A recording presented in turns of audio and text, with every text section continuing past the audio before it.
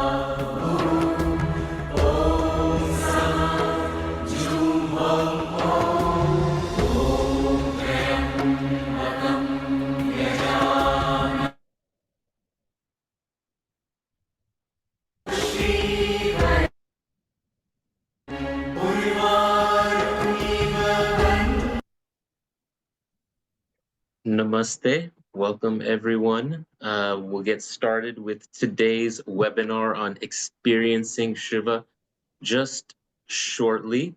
If you haven't yet, please put in the chat where you are zooming in from. I'm Ankur Patel, the Director of Outreach, zooming in from Surat, Gujarat. It's 4:30 a.m. over here. Glad to be on, and our special guest, our faculty, our wonderful panelist is Shri Sree Aswath. Do you want to do a quick audio check? Namaste. Can you hear me? Yes, Namaste. yes. Am I audible? Yes. Yeah. And where are you zooming in from? I am from Orlando, Florida. And that is exactly where this retreat will be. Part of why Shri Aswath has actually moved over there, maybe partly. We've got Bastialji from Florida, Nandini from Orange County. Thank you for joining us. Nandini, I had a mantra, the Maha Mantra from on YouTube. I'll drop the link for what was going on in the background. Professor Goyle, thank you for joining again. I know I owe you a follow up. Yes, the 76th Republic Day just passed, or it's still the 26th in the States. So thank you for bringing up about that. And Professor Goel is at the Center for Neetonomics at Kurukshetra. Thank you for joining. Yashpal from Seattle. Isha from Lubbock, Texas. Glad to have you. Alekia from New Jersey. Welcome. Teresa from Arkansas. Yes. Sudhir from Des Moines, Iowa. Thank you for joining. Anand. Who's from Anand? Anand Narayan from Cincinnati. Anandji, glad to have you on. Yes, welcome from Cincinnati, Ohio. Truptiji from the backyard of Orlando, Jacksonville. JX, welcome. Kumar from North Carolina. Thank you for joining. Shantaji, Shanta Srivastava from Montreal. It might be time for you to come back to Pine Lake and join us for a retreat. Shantaji is an amazing person in Montreal, does a lot of work for the Hindu community, including seniors. Virendraji from Karnataka, India. Thank you for joining. I know it's a little early, but glad that you are able to join from India. Who else do I say? I see CBS Patelji. Thank you for joining this webinar. If you haven't yet, please put in the chat where you are zooming in from as we get started with today's webinar. All right, I didn't stop recording, so all of that is going on, no problem.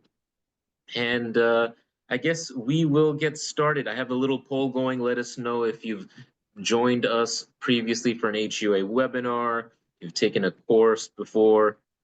N. Patel from LA, glad to have you with us. Hope those fires did not affect you, but I know from Los Angeles myself, they were so widespread, affected everyone. And now we have this, what are they calling it? Arctic chill or whatever is going on across the United States. Pretty dramatic weather changes. Hopefully everyone's doing okay. Thank you for joining today's webinar on experiencing Shiva. So I'll give us a little bit of a background. So we're going to be doing a 3-day retreat on experiencing Shiva. It's going to be from March 28th to March 30th. And also during that weekend, nature heralds in the Vasanta Ritu, the Vedic spring season, season of renewal and rejoice. And hopefully you'll be able to join HUA as we continue our efforts to bring Sanatana Dharma and make it more accessible and give it some academic background, but also experience the depth. So the Svetashvatara Upanishad declares that there is only one Rudra, no second exists, and by knowing the Lord Bhagwan, one becomes immortal. So this retreat is to understand and implement the sadhana needed to achieve this lofty goal of Amritamam, right? Immortality. Spiritual success is to know, to see, to enter, and become one with the one.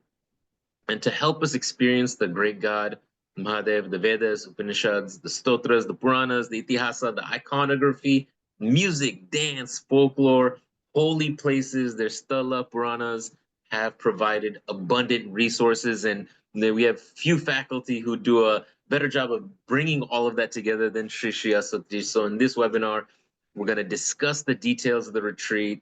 And you're going to have an opportunity to learn some of the mantras, musical compositions. We're going to do dance performances on and about Bhagwan Shiva and experience Vedic rituals and Oma at our very beautiful Pine Lake retreat in Orlando.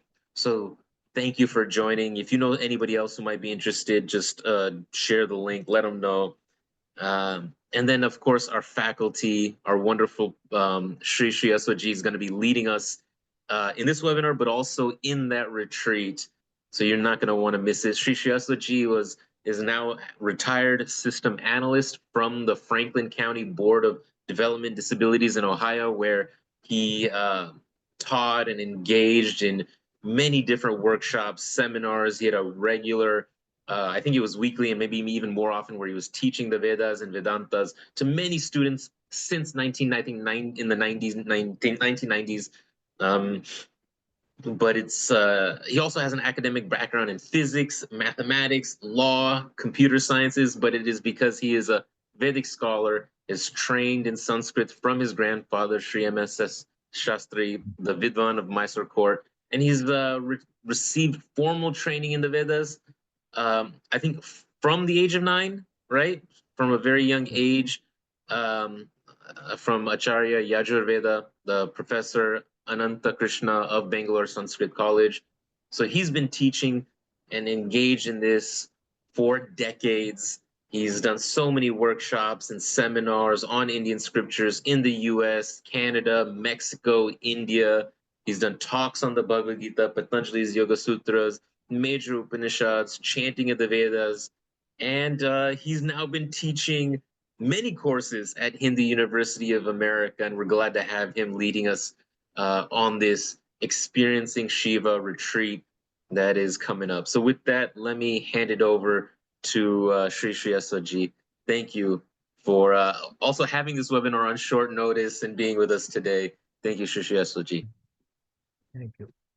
Om Shri Gurubhyo Namaha. Om Sahana Vavatu Sahanau Bhunaktu Saha Viryankaravavahai Tejasvinavadhetamastu Ma Vidvishavahai. Om Shanti Shanti Shanti. Thank you, Koji, for that wonderful introduction. And then I'm so happy you can get up at 4:30. Uh, that's that's amazing. Thank you very much for the effort and taking the time. So actually, the experiencing Shiva is in a broader picture. Actually, it is one of the concepts that we will be addressing because there are the 5 elements: earth, fire, Divi, Apaha, Teja, Vayu, Akasha. So our sages have actually mapped different devatas to each one of these elements. Akashasya Vishnu. So when you come to space, it is Mahavishnu. Agneshchaiva Maheshwari, when we're talking about the element of fire, it is ruled by Devi. And then Vayos Surya. The sun is the one who actually is the lord of the wind and Vayu. Kshiteh Isha, of the earth, it is Shiva. And Jivanasya Ganadipaha, Jivana means water. The preceding deity of water is Ganapati.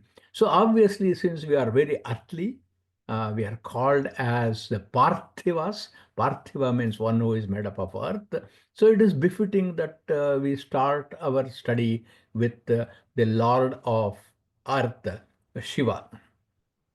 So there is many ways, Ankurji and all my friends in the way in the assembly, we can think about Shiva. Uh, we can try to understand the form of Shiva. You can see a picture, you can see a murti. Yeah, you can try to contemplate or meditate upon Shiva. So you say that, okay, this is how I will use this prayer. I will go through this particular ritual. But none of that is actually an experience. So we have to justify the title that we have given to this, not only for this webinar, but eventually this may actually evolve into a course. for the university. It is where we have to actually experience that Shiva in us, within us. So I will start off with, for the sake of experiencing Shiva, we should also know the characteristic of Shiva. And the characteristic of Shiva has been defined as the one who was never tainted by any defect whatsoever. It is called as the mala. Mala means the defect of ignorance. It is, and then the defect of having to take a specific body, and the defect of having to function, a karma, avidya, and all these malas, he is completely free from that. Anadimala samshlesha prag abhavat. And moreover, it is not something that was granted to Shiva, but it is his nature, swabhavata. So, how can an entity be completely free from all impurities whatsoever? And that im- absolutely pure, free from impurity, is to be experienced by me who is full of impurities. So this is the challenge that we will examine in this study. So how can we do that? I want to give you a beautiful scenario here. You think, to begin with, that Shiva is going through the same challenges that I am going through. So let's look at the form of Shiva as we have conceived it.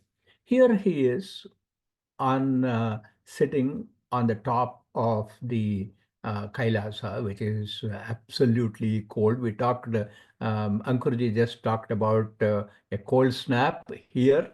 And then just imagine sitting on the top of the Kailasa mountain and half clad. In fact, he's a Digambara, half clad.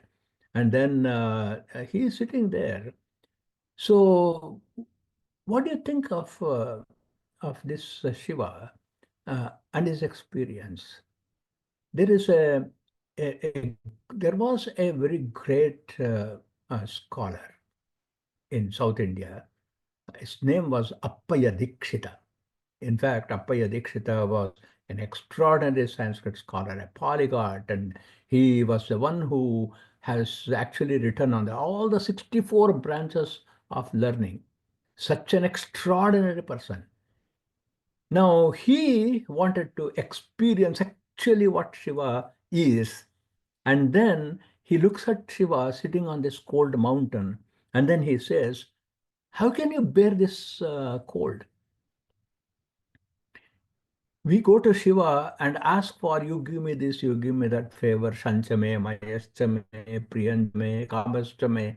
We have got a whole Veda asking for everything. But here you look at this devotee, he is sympathizing and empathizing with Shiva because he is going through that cold. You have got a cold moon on your a crescent moon on your head, Maulao Ganga Shashankau. Then there is water, the Ganga Devi is there, and it's continuously a stream is flowing. In other words, he is being waterboarded. So there is Maulao Ganga Shashankau. Then you all around your body, the ornamentation is the cold-blooded, cold-skinned serpents. Karacharanatale, Shitalanga, Bhujanga. Then on your left side, on the lap, is sitting the daughter of Himalaya. And she is also melting from compassion for all the devotees. Vame bhage dayardra himagiritanaya. Then on top of that, you have also smeared your body with sandalwood, which cools the body. Chandanam sarvagatre. Ittam shitam prabhutam tava kanaka sabhanata. You have been subjected to so much of bitter cold. How can you bear this cold? I want to give you a refuge, an escape from that extraordinary cold.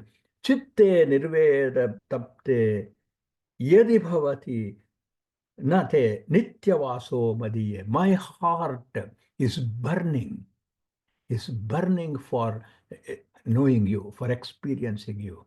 There is a fire in my heart. It is warm. So why don't you come and sit in my heart where you can warm yourself? Friends, this is experience. It is not just having a linga and then offer abhisheka or yajna. It is not limited to that. It is a process, but it is not limited to that.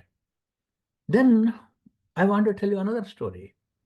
In this story, what happens is, Shiva has got many attendants. We call them as Shiva Ganas. And then one of them is called Bringi, another is called Rita, Bringi, Rita. So they actually play drums and all that. And when Shiva is dancing, and then they become part of the entourage of Shiva. And Bringi and will be standing, and then at that point of time, Shiva's son Kartikeya, he comes and sort of crestfallen. He doesn't see so much of happiness in the face of Kartikeya. And then Bringi asks him, Kasmatvam, from where are you coming? He's asking Kartikeya Shanmukha. Then the son says, Tata Gehat, I'm coming from my father's house.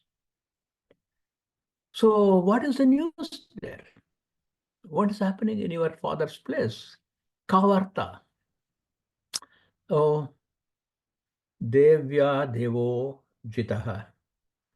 There was a game of dice between my mother and father, and my mother won the game. Okay? So, what was the stake? What did he win? Kim. Well, he lost his Mount Nandi, Mruda. He lost his drum, Damaru. He lost his chitabhasma which he wears on his body. He lost all the snakes that was with him. He lost even the crescent moon. Why? He even lost his clothing. And this is how he has become actually Digambara. That means only the sky and the directions are his clothing. He has become completely naked. Now, suppose I listen to this story, I will just say, oh, beautiful, it's very entertaining. But look at the person who has experienced Shiva. Ityevam varnate kaya sahasa. As soon as he hears this, Bringi starts wailing and crying. Oh my God, what has happened to my Lord? He has lost everything. How is he going to carry on?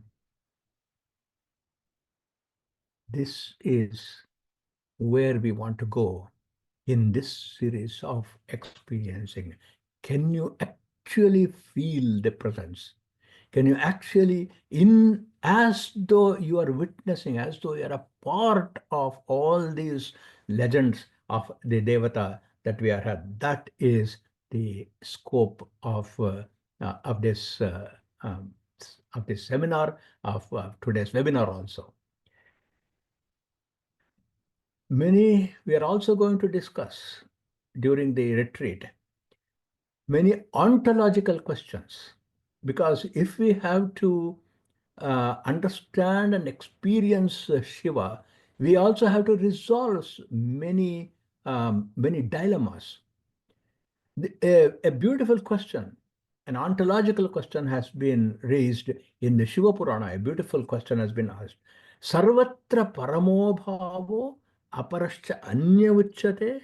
So it is said that he is beyond all dualities. He is one and the only one, as Ankurji said in the introduction itself. There is only one, there is no two. Eka eva rudro na dvitiya yatastuhu, as Shvetashatra said. Then, if there is only one, and that one is having no attributes at all, nirguna, and there are no qualities, how is it it can have these gunas? No, we talked about you have got the crescent moon, you have got all these artifacts, and then you are sitting there on the Kailasa, and then how can we understand that the same entity called Shiva can be both transcendental and also immanent? And that will also be a part of our study. Because indirect knowledge, that is all obtained by various methods. We are going to actually adopt these methods also by the various methods. And all these indirect methodology are only going to give us an intellectual appreciation of the Devata, but not an experience of the Devata. So the, the purpose of our retreat is we have to get the knowledge of both. Paroksham, aparokshancha, dvividham jnanamuchyate. Knowledge is actually classified into two kinds. One is a direct experience, another is indirect knowledge about it. Characteristics, just like you would have physical characteristics when you are studying physics, or chemical properties when you are studying chemistry, you are actually looking at the properties. But paroksham astiram ahu, anything that is indirect is actually unstable, because today we are convinced that Shiva is the greatest God, but tomorrow our belief may be challenged. So it is completely shaky. But what if a person himself completely becomes a Shiva? Just as Apaya Dikshita says that, okay, you are suffering from so much of cold. Here, come and sit in my heart. This is a 70-year-old Sanskrit scholar who has written tech books on all, whether grammar or prosody, everything has written, he is saying, which means that how his intellect has matured from mere logical approach to things into an experience, and that is also a purpose of uh, this retreat. I don't want to keep talking. If in our assembly, if anybody has any questions, please let me know. I will also I will speak about the learning objectives when you come to this seminar.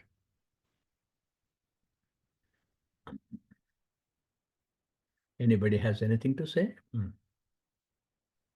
Please raise your hand if you'd like to ask a direct question. There's one question in the Q&A box, but I do think the learning objectives of the retreat are important. But Ish is asking, what is unique about Kashmiri Shaivism?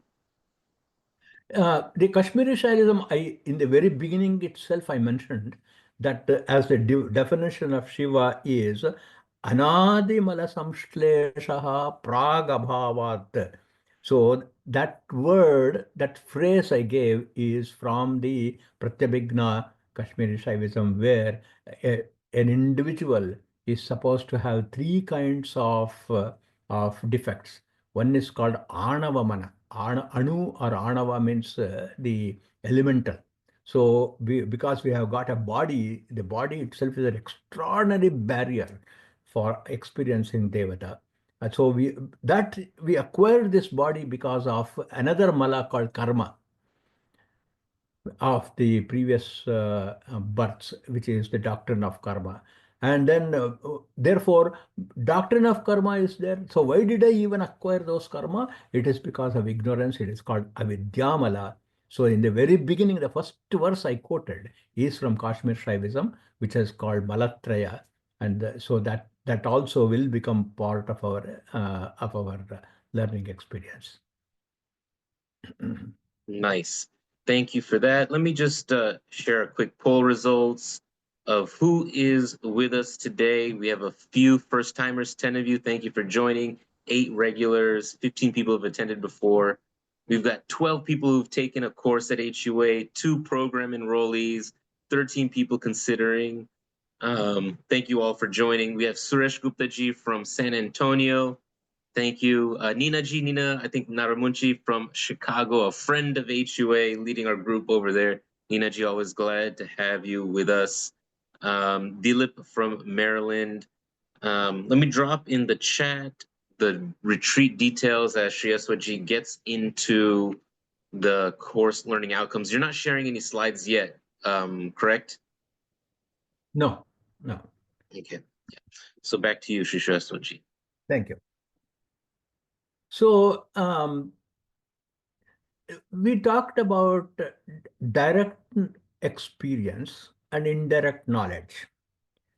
So, but how can we get this? How can we get direct experience through indirect knowledge? So that will be the central thrust of our retreat. So again, I would like to uh, I would like to give you a reference from our Shastras, because I want to make sure that the design of this entire retreat is done according to Shastra and not just created from our own whims or fancies about how a retreat should be done for experiencing Shiva. It is done based on the Shastra. So we are going to follow the methodology established by our sages. So it is said, aparoksham punashreshtat anushtanat bhavishyati.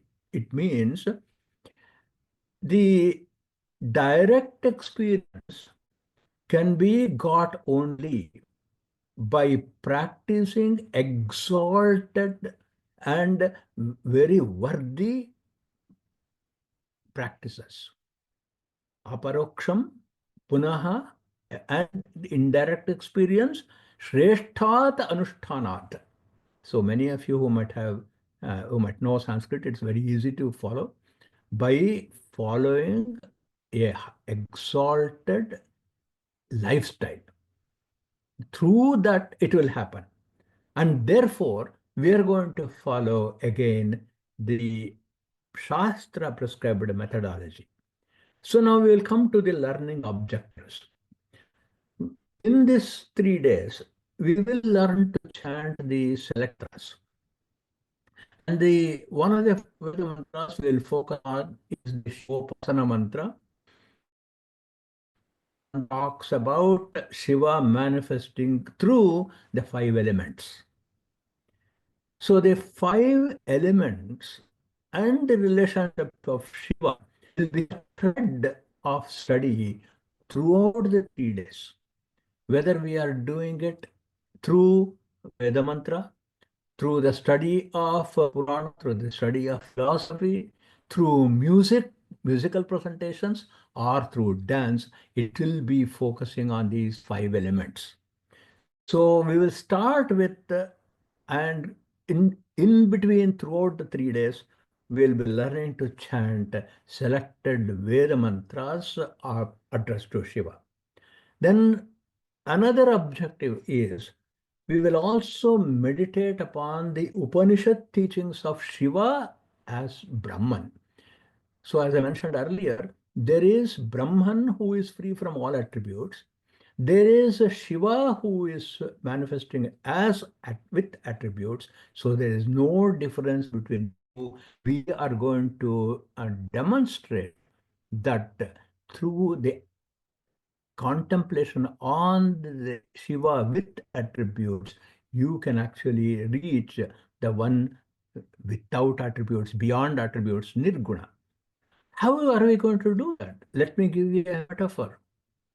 Suppose you want to light the fire in the Yajna Kunda. So then the priest will tell you, please bring Agni. So when you say, please bring Agni, how do you bring that? You are going to take a piece of wood and then make that hold that in a flame and create a flame and bring that flame. So when you say bring Agni, you're actually bringing a piece of wood that is glowing. So Shiva, who is with all the attributes, is similar to bringing fire in a lighted stick. The lighted stick is the Shiva with attributes. The fire is Shiva without attributes. So such contemplations we will do as we meditate upon Shiva as both Brahman and also as the Devata. We will learn the prayers for Shiva, the stotras for Shiva, beautiful stotras that actually span the three aspects of Shiva. That is how he manifests in the cosmos physically. It's called Adi Bhautika. Elementally, how does he manifest himself? How does he manifest as a deity, Adi Daivika? And how does he manifest in your own heart as Adhyatmika? So we are also going to draw the wisdom from the various stotras. So number one, we learn to chant the Veda mantras. Number two, we meditate upon the of the Upanishads. And number three, we will learn stotras. And hopefully, given the time, we will learn 11 stotras. So 11, the number 11 is the mystic number associated with Shiva. So we will learn 11 stotras. And then we will also know which are all the sacred places associated with Bhagavan Shiva. And for example, the Jyotirlingas. And then we'll also see the 5 elemental lingas that are there. And then in the musical compositions, we are going to listen to the singing of the music relating to the 5 elemental lingas. Just to give you a little insight, in Kanchi, the Shiva is representing Earth, Prithvi, and in Tiruvannamalai, in Trichy, Jambukeshwara, he is representing water, and in Tiruvannamalai, in Tamil Nadu, he is representing fire, Agni. In Kalahasti, in Andhra, he is representing Vayu, and in Chidambaram, he is representing space, Akasha. That's where Nataraja is there. There are 5 extraordinary Sanskrit compositions, and then our dear friend Kanikeshwaran will be actually leading the musical presentation. Then, in the fifth one is we are going to know some of the important legends of Shiva. How did Shiva become naked, Digambara? I already gave you a story on that. The game of dice, and then how is it he became the linga, the worship of the linga? What is the story behind it? So many of the legends of the associated with Shiva related to the various places of pilgrimage. For example, Saurashtra is Somanatha, one of the Jyotirlingas, where not too far from there is Ankurji right now. And then that's if you have not gone, you should go to Saurashtra. It's a wonderful, it's a Jyotirlinga. And then we will learn to identify Shiva and various his aspects and also the legends behind it by looking at iconography. Our temples are very rich in actually having various iconographies relating to the legends of Shiva. We will learn to identify so that when you go and visit some of these temples, not only in India, but also in United States.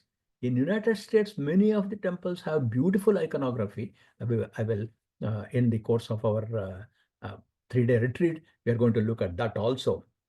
And then then Anushtana, actual performance. We will perform Shiva Puja. we will do the Rudrabhisheka, and then the mantras will be chanted. And those of you who have gone through the course of Vedic chanting, in fact, I have been teaching Vedic chanting. The Rudra is going on right now. Rudra just now we completed. Chamaka is going on right now. So many of you have taken, many in our university have taken courses for Veda chanting.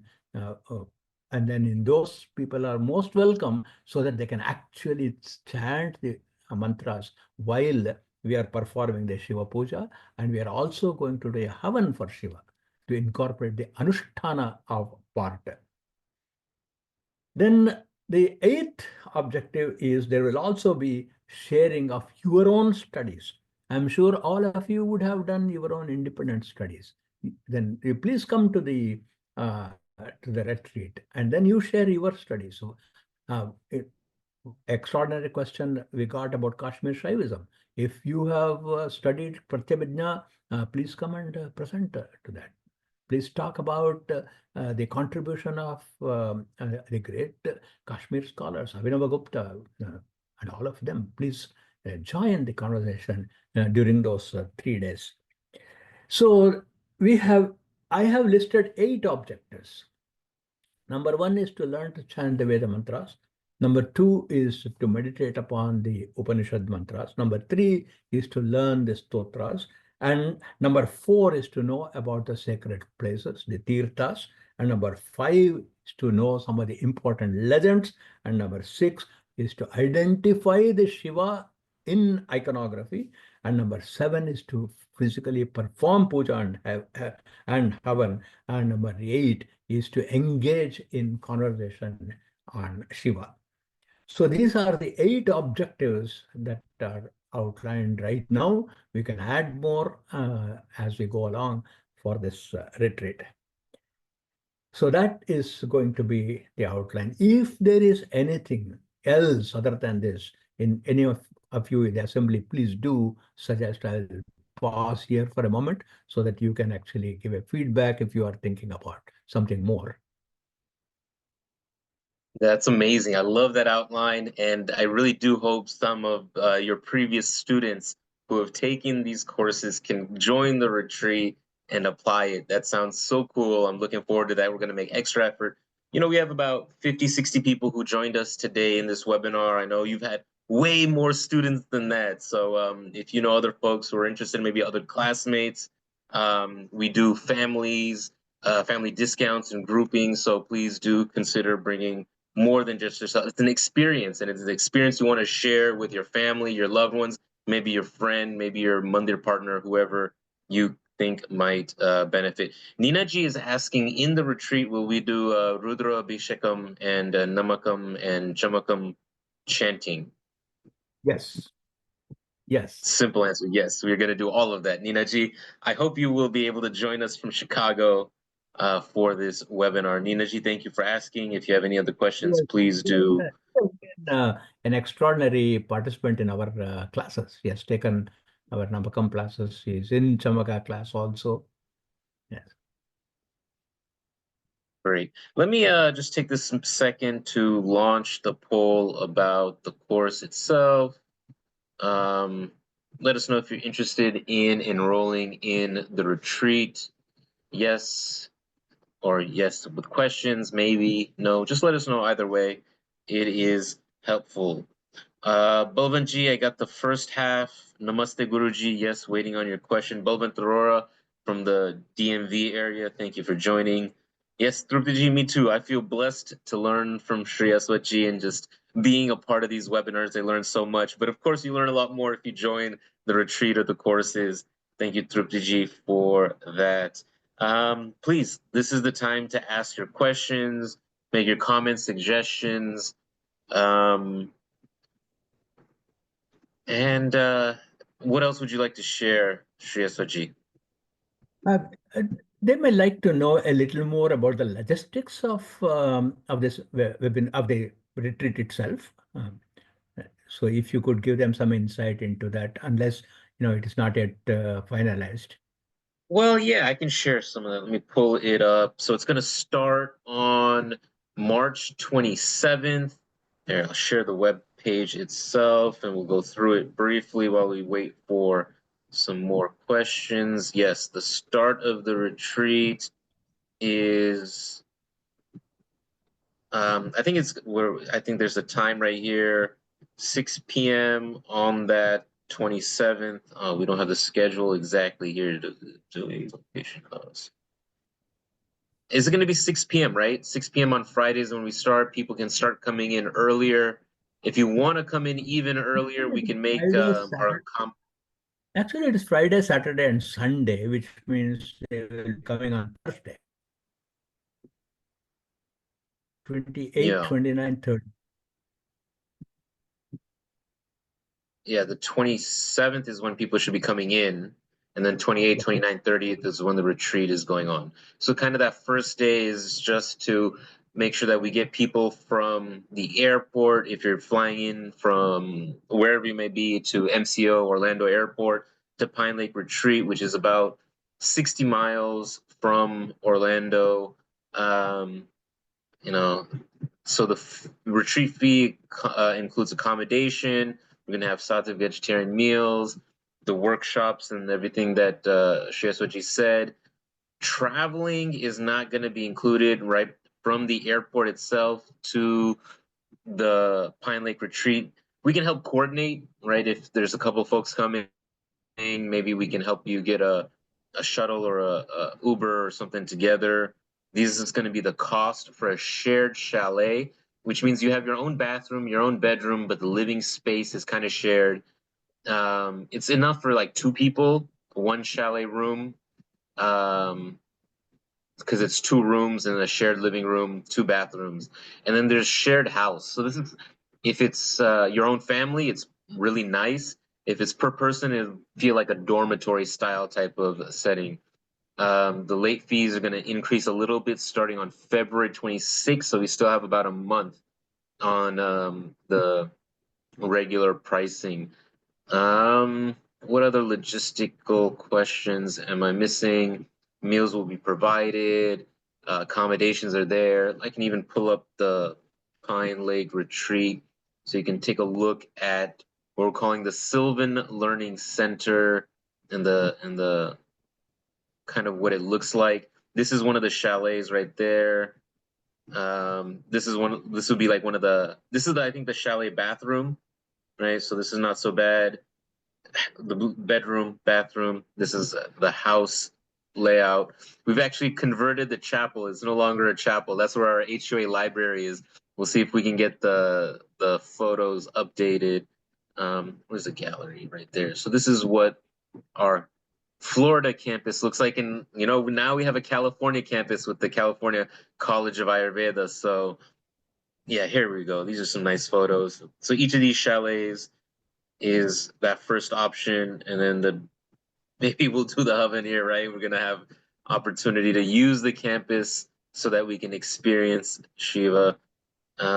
Maybe I can share the link to these photos in the chat as well and the website so you can see where you will be.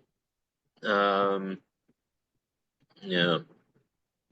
Okay.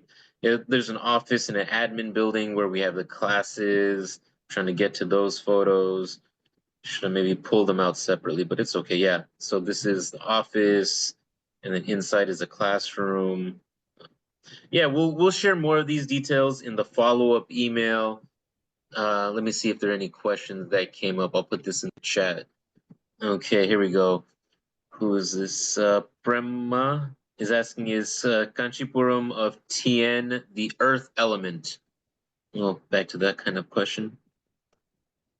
Yeah, Kanchipuram is Kanchipuram, Prithvilinga, yes.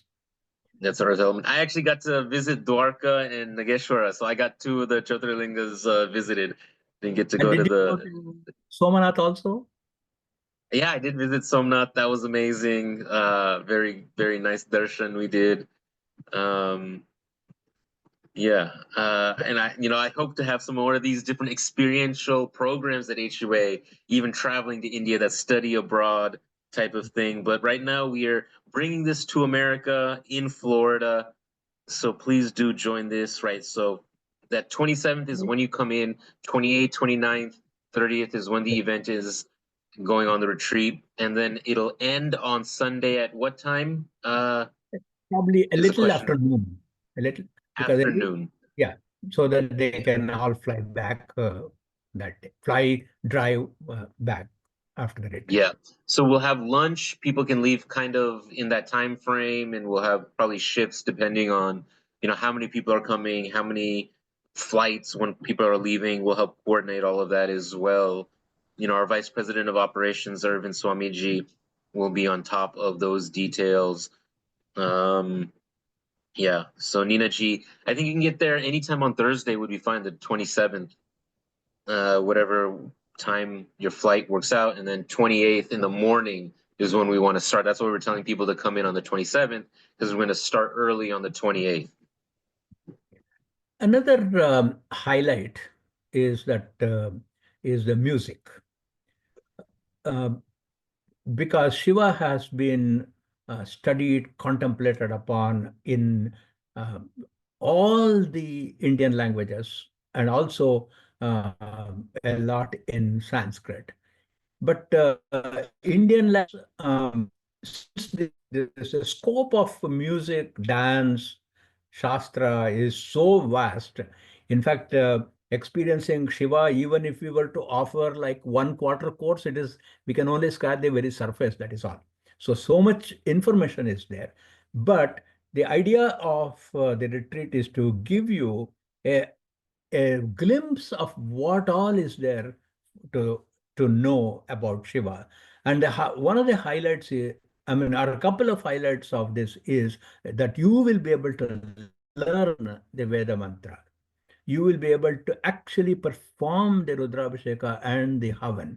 And then you will also get to listen to music and extraordinarily presented by our own faculty, Kanex, who is a scholar in music. So he will be there as part of the teaching. Uh, he may also teach some of the courses where you learn to sing the stotra, or you learn to sing a particular composition. So that will also be part of it. Then we are going to have a dance performance. How Shiva has been seen in Natya, because Shiva is the progenitor of dance also. And Shiva is also the one who started language. So we will talk about that in the when he was actually. Am I audible? Are you able to hear me properly? I can hear you, Shia Sochi. I don't know if other people, you're having some bandwidth issues, so it kind of cuts in and out just a little bit, but overall it's okay. Okay, thank you. Because I got a message saying that it's a little bit shaky. Uh, So there will be music. You will be able to chant the mantras. These are all the things you will be able to take home. And then there is going to be a dance performance. When Shiva danced the first time for the creation, he takes his drum uh, and then plays the drum. And in fact, it is not a random simply playing the drum. He actually plays it 14 times. Yeah, precise.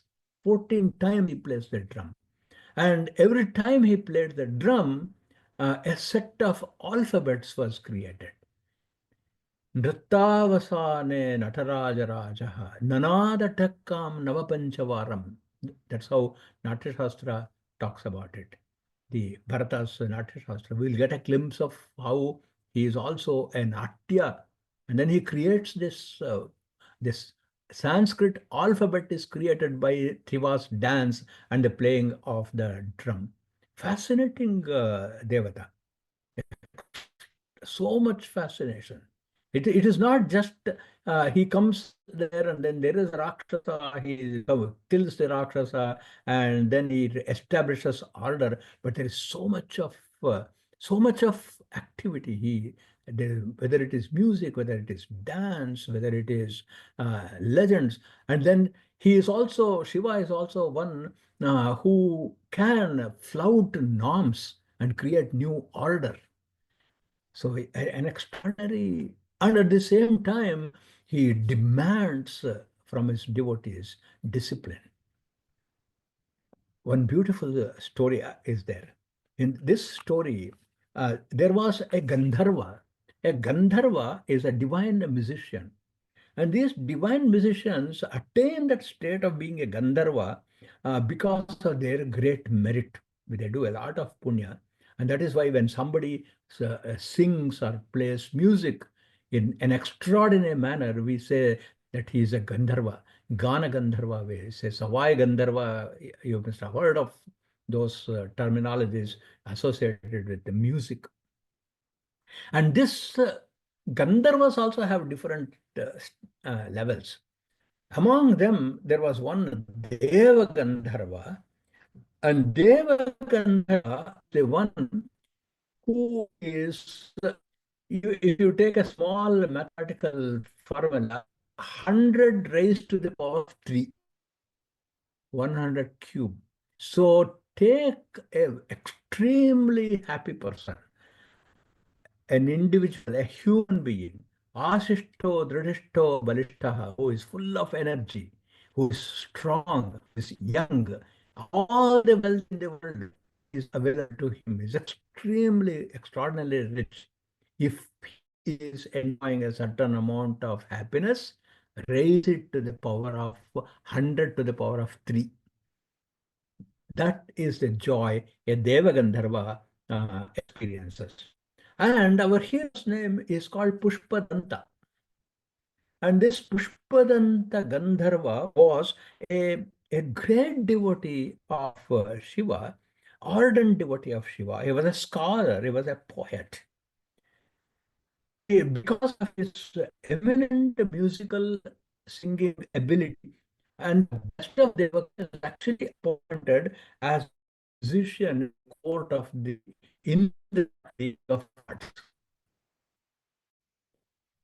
Now, this Pushpadanta was a great word of, and one of the qualities or one of the boons that a Deva Gandharva gets is that he can travel between heaven and earth and intermediate spaces. He can be there, but he may not be seen at all. He can actually completely become transparent and nobody can see him. And therefore, he had that ability. So once this Gandharva, Pushpadanta, comes to earth. He comes to the kingdom of a king called Chitraratha. And this Chitraratha had stunningly beautiful gardens. And especially the garden of the king Chitraratha was extraordinary. And Chitraratha himself was a great devotee of Shiva. So he was growing outstanding flowers every day. He would pluck the flowers from his own garden and offer it to Shiva. And Pushpadanta goes to the palace of Chitraratha. And then he was amazed to see that beautiful garden. And then he said, I have to get these flowers to worship Shiva. So what he did was he actually became invisible because of his powers. In yoga, you can become, the Vibhuti Yoga of Patanjali's Yoga Sutra says you can, by yogic practices, you can become invisible. You can become lighter than the lightest, Anima, Marima, Garima, Lagima, Prapti, Prakamya, Mishitvam, Vashitvam, Cha, Ashta Siddhaya. You can get all those siddhis. And he did have these siddhis. So he started stealing the flowers from Chitraratha's garden, Pushpadanta. So we have a mantra when we actually perform the puja, when you offer the flowers. Malyani cha sugandhini malatyadini cha prabho mayahrtani pujartam pushpani pratigrihyatam. Saying various flowers who are fragrant all of them, O Lord, for the sake of worshipping you, I have brought these flowers. You please accept it. Key phrase here is Maya Hritani. Maya Hritani can be parsed as Maya Ahritani, means brought by me. But if you take it as Maya Hritani, it means stolen by me. The same word can be parsed in two different meanings. So our hero, Hritani, he steals these flowers by becoming invisible. Chitraratha, the king, comes next morning and then he looks at his garden. There were no flowers. He was shocked. He called all the gardeners and said, "What happened to all my flowers?" He said, "I don't know, sir. Did anybody come to the garden?" "No, sir, we have not seen anybody." Then Chitraratha thinks of a plan. This must be some person who has got the siddhi of becoming invisible and he is stealing. So Chitraratha thoughtfully said, he asked his guards, "You spread the bilvapatra all around these plants. If anyone walks on it, it will make a rustle. Then as soon as it makes a rustle, you can go and catch him." So next day, Pushpadanta made himself invisible and unknowingly he stepped on this Bilvapatra. So Bilva is also sacred for Shiva. We have a whole Ashtaka called Bilvashtaka, Eka Bilvam Shivarpanam. And then Shiva, a, whose devotee is Pushpadanta, who is being worshipped by all the time, cannot forgive a person who does adharma. No sycophancy there. He he says, if it was a human being who has stolen these flowers, I can somehow forgive. Please note that it is not a license for us to steal. If if it was a human being, I would have forgiven, but not a Deva Gandharva. I will take away your power to become invisible. So immediately Pushpadanta was caught by the guards and he was jailed. Then he realized, A, that he had stepped on the bilva, and two, to do to get it in a right proper manner. So Dharma Prabhu, Shiva is Dharma Prabhu. And then he actually is incarcerated. And in the jail, he composes an extraordinary poem. We will have no time to study that because it's fairly long. It's called Shiva Mahimna Stotra, the Pushpadanta. It is glorification of the greatness of Shiva. And Shiva was extraordinarily pleased. And then when he was pleased, Pushpadanta regained his powers. He was released from the jail. Now he becomes arrogant. I am such an extraordinary poet. And even Shiva is pleased. He has restored powers. He has forgiven my sins. That pain had to be disciplined. So Shiva says, come to my temple and then see the mouth of an. So and looks into the mouth of Nandi. Entire actually, Shiva says it was I who actually was sitting in your tongue and made you right. Experiencing Shiva is to let Shiva enter and do poetry, whether it is Veda chanting, whether it is Homa Hava, whether it is music, all of these things experiencing is making him do through us and realizing that it is he is doing it. With one beautiful extract from we can close webinar. Vishpatau Bhavaya Namo. As as Brahma, you Guna. So Shiva or the one who enables to create the universe. Kabala samase tat samare haraya namo namaha. Means to destroy. So, so with tamas guna, you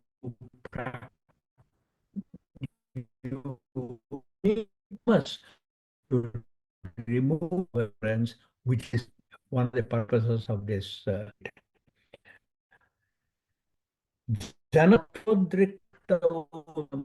To protect, to mrida is to protect. You need sattva guna, and that sattva guna, happiness to all my fellow beings, give. You are the one who can make it happen. Pramahasipade Nistraygunye Shivaya Namo Namaha. Because you are beyond all the gunas, you are now known as Shiva. So we started our webinar by saying he is Nirguna Saguna. We end by saying you are Saguna Nirguna.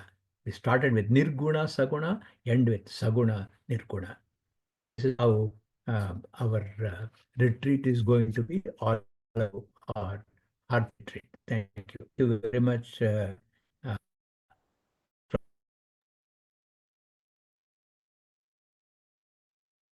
from supportive presence. Thank you. Yeah. Thank you for that, Shri Sree Aswath. I think at the end, your audio video did a little kind of cut out a little bit. If you can maybe close some other screens, but that was really nice. The recording will be shared, Ish, so you can share that with your friend later. Thank you for that. Anandji, the public transportation is not available from the Orlando airport to the Pine Lake Retreat. There is no public transportation. An Uber or Lyft costs about $60 to $80. We can also figure out other ways of maybe incorporating a little bit extra cost so that we can include transportation. That's maybe a side logistic conversation we have to have afterwards. Premaji, I don't think we want people staying with friends in Orlando and then attending the retreat, right? It's about experiencing Shiva. The experiential factor is often lost when you're spending an hour, 2 hours traveling back and forth into the big city of Orlando. And if your friends are not participating and engaged, and the conversation becomes very different, you lose that experiential factor if you're not at the retreat space with other people who are experiencing this for 3 full days, right? That immersive experience is very crucial to getting the most out of these very well planned out retreats, right? Program and event by event. The timeline is pretty full. So I don't recommend it. I don't think Shri Aswath either. And I know in other retreats, it's been a similar kind of conversation. Yes, Balvanji, thank you. Dhanyavad. One more question. Recitation of the Shiva Tandam Stotram. I think that is going to be one of the first ones that you're going to get into, right? The Shiv Tandav Stotram, the explanation. That's Yeah. going to be one of the, I think you said 11 different stotrams you're really going to get into and explain. 11 different stotras are there, and when they are there in person and they want to know something about any particular stotra which is not in the syllabus, we'll gladly address that also. Great, great. The poll is still up. If you didn't complete the poll, let us know if you're interested in taking the retreat. We got 5 people who said yes, they're definitely interested. Great to hear.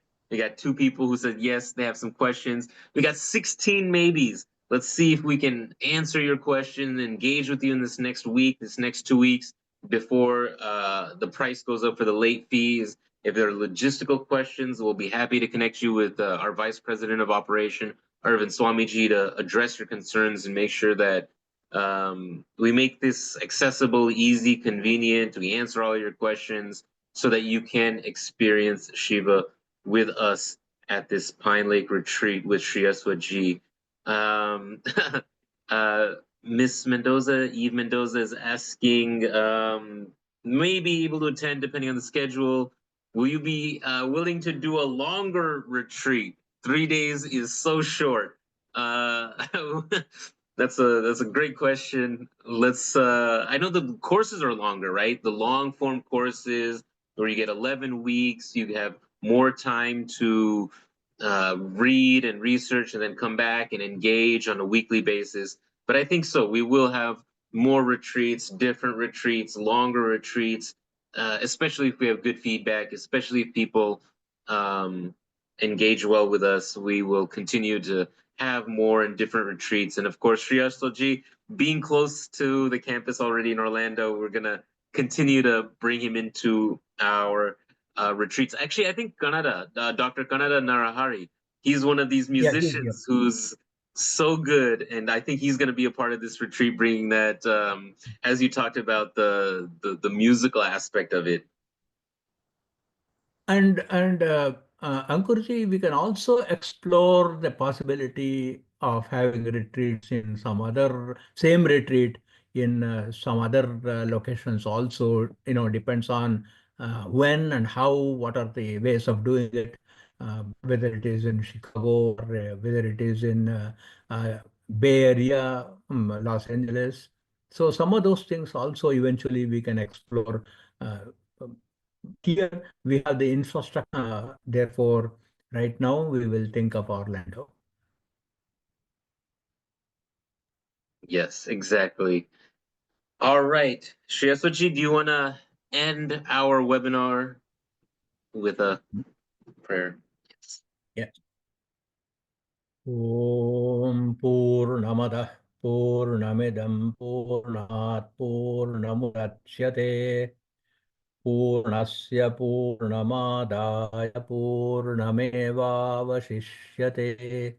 Om Shanti Shanti Shanti. Harihi Om Shri Gurubhyo Namaha. Harihi Om. Thank you. My apologies for a little shaky connection. Uh, I have a 5G and it is actually it's not a wired connection, so that technology is not completely stable yet. Thank you for being with us and leading us and sharing so much valuable and interesting information. Thank you, Shri Aswath. Thank you, everyone, for attending. Dhanyawad. Namaste. Namaste.